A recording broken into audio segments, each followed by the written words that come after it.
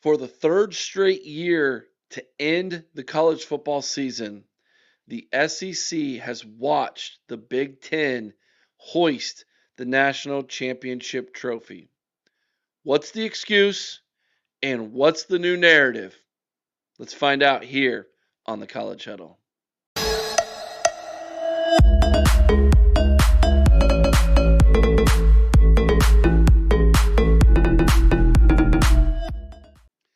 '87 Independent Podcast from coast to coast, and you have slid right here into home base on YouTube for the College Huddle. Go check out the website, thecollegehuddle.com. Make sure you like the video, subscribe to the channel if you haven't already, and of course, let us know what you think about what we think down in the comment section below. Now, I'm going to put a caveat in this video because most of you might not know I am not in the South. I live in the North. My entire background has been following and covering teams in the North. I love Southern culture. My family's from the South.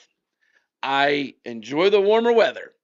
But one thing I can't stand about the SEC is how much smoke gets blown up everybody's backside down there by the national media, and they regurgitate it all the talking points to try to defend what shouldn't and cannot be defended. I'm going to break it down for you today. There has been a giant shift in college football. The SEC is no longer king. The king is the Big Ten. That is a point you cannot argue. Nobody in their right mind can sit here and try to justify the SEC still being the most dominant conference in college football. The results say otherwise. Let's look at this bowl season first and foremost. All right, these are the conference finishes, if you will, for bowl season. The Pac-12 was 1-0. Shout out to Oregon State for winning their bowl game, I guess. Or Washington State. I don't even know. I'll be honest with you. I don't even know which one it was. Big Ten went 11-5 with a 688 winning percentage, best out of any conference. Led all conferences in total wins. Indiana was crowned the national champion. ACC right behind at 9-5 at 643, with Miami reaching the title game. 10-4 versus 10-6 would have given the ACC the bowl crown, but Indiana was able to knock them off. Conference USA went 4-3 with a 571 winning percentage to lead the G5.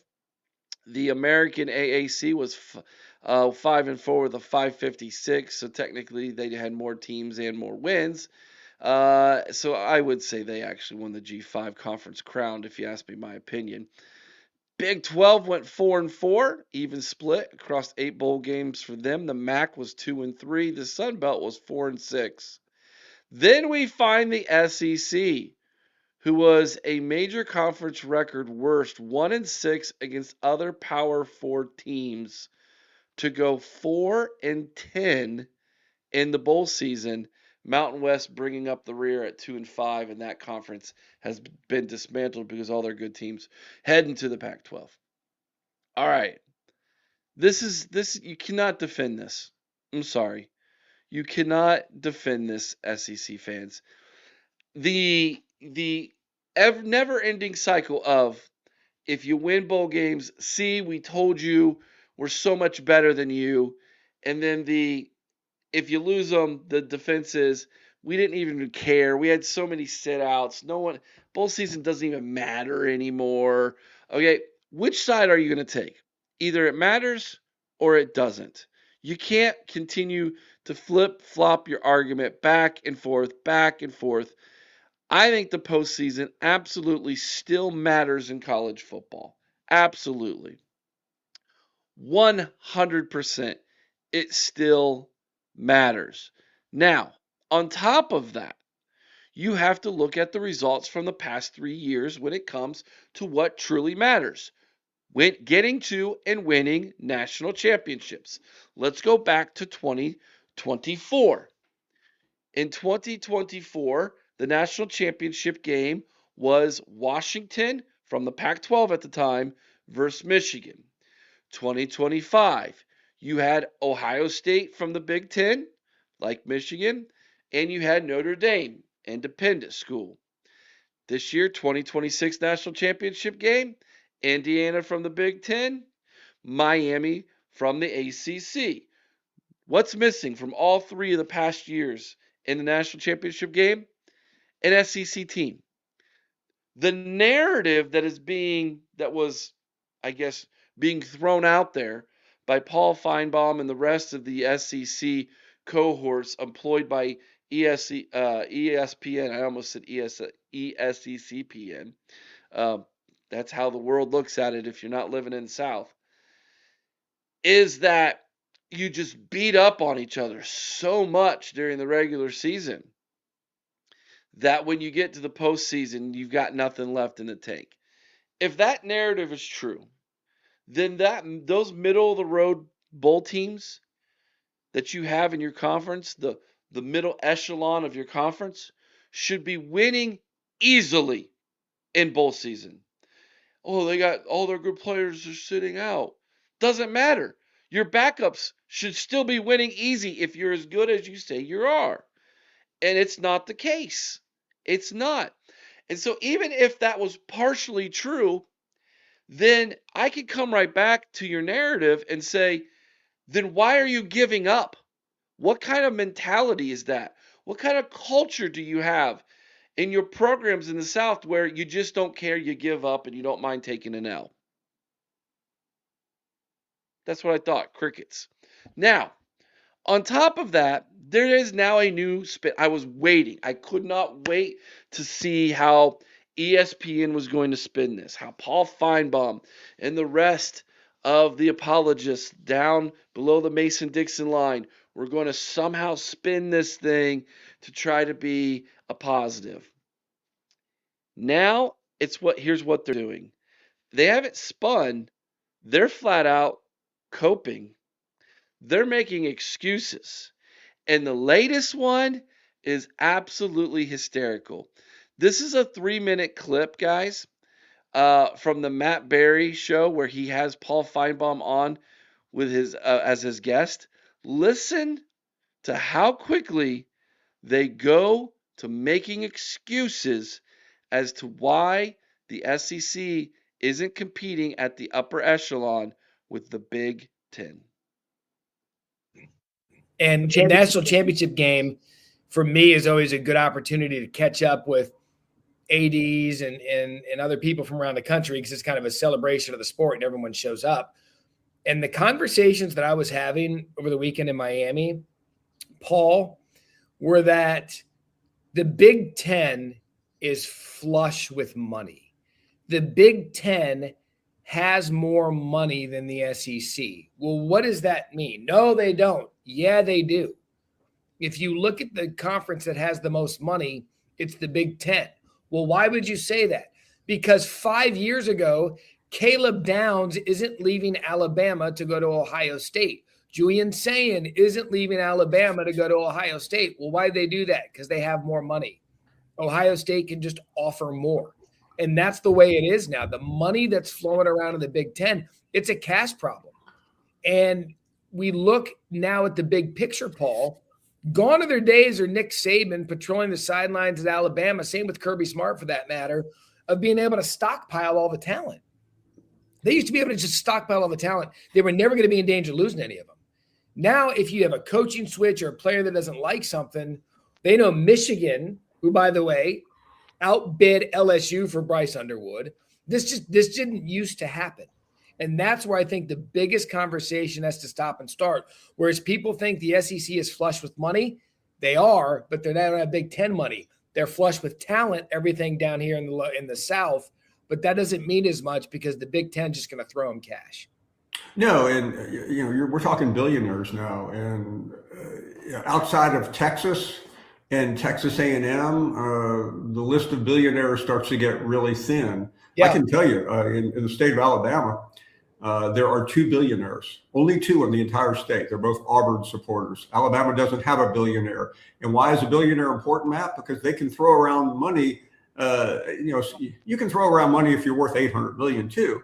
But it's a little bit easier if you're a billionaire to give your school, not only to put your father's name on the business building, but to give your NIL fund whatever it needs. And you just can't call the commissioner of the SEC and say, hey, you have to solve this problem. You can't print money unless you got your keys to the printing press. And it's a problem. And I think people are theorizing on where did the SEC go wrong. I don't think it's a collective situation. It's about a couple of schools. It's about Alabama. Yeah. It's about Georgia. It's about Texas, because these are the schools that now in Texas A&M. You can't fix that by having meetings. You can't fix that by going from 12 to 16 to 24. It's all individual. Indiana didn't get that. Indiana was helped by the Big Ten, but Indiana got to the national championship by itself. Yeah, they. All right. Two things. Number one, the Big Ten has more money. If that's your excuse as to why the Big Ten is winning all of a sudden, then you have destroyed the last 2 decades of your conference and the power that the SEC held from about 2020 to the beginning of 2020s. So from 2000 to 2020. If you're saying the Big Ten just has more money, that's why they're winning, then how's that not how the SEC won? Well, the NIL didn't exist yet. Exactly. Everybody knows about the bag man. Everybody knows about McDonald's bags on grandma's porch. Everybody knows. And the fact that you took NIL and you brought it above the table and you made it legal, and the North said, okay, now we're going to play on a level playing field with you. Guess what? Now you all crying about money. You didn't cry about it for 20 years. Y'all hit it, but now you all crying about money in the South. Interesting. Number two, Bryce Underwood's and Julian Sane, couple names mentioned, and Barry says all the talent's in the South, and yet you just mentioned 2 guys who weren't from the South who you said were outbid for. What?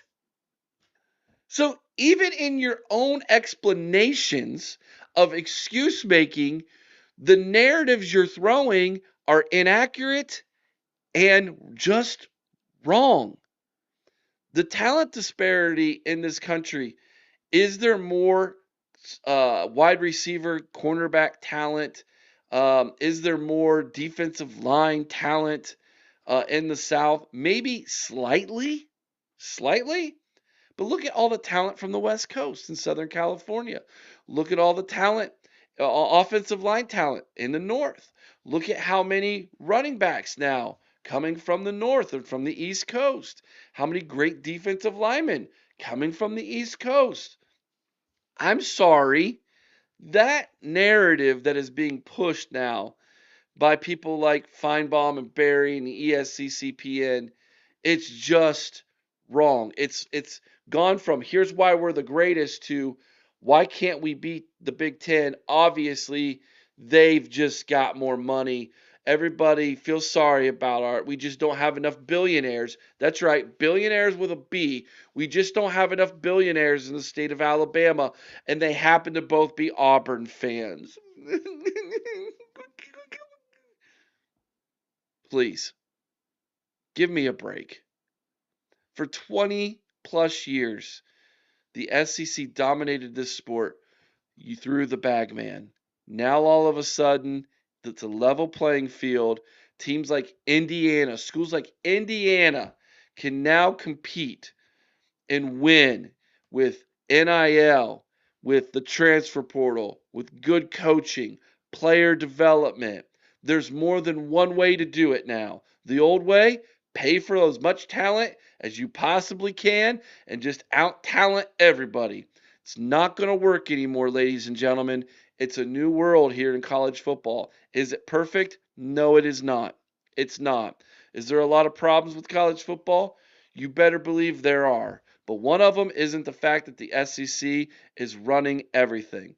And when you come to the CFP bargaining table and you say, we need 6, we need 7, we need 8 SEC teams guaranteed every year because we're so good, I'll show you the last 3 years and say, please, give me a break. Let me know what you think about what I think down in the comments section below. We have daily football talk right here on the College Huddle. Make sure you're locked in. I'm sure this one is going to stir up a hornet's nest in the South. I would love to hear what you all who are fans of the SEC think about this one. By the way, I'm just a college football fan. As the Ole Miss fans are adopting me lately. So spare me the whole you hate the SEC thing. I love good college football. I just hate the false narrative spinning by the national media that lies to you. That I do hate. Have a good day, everybody.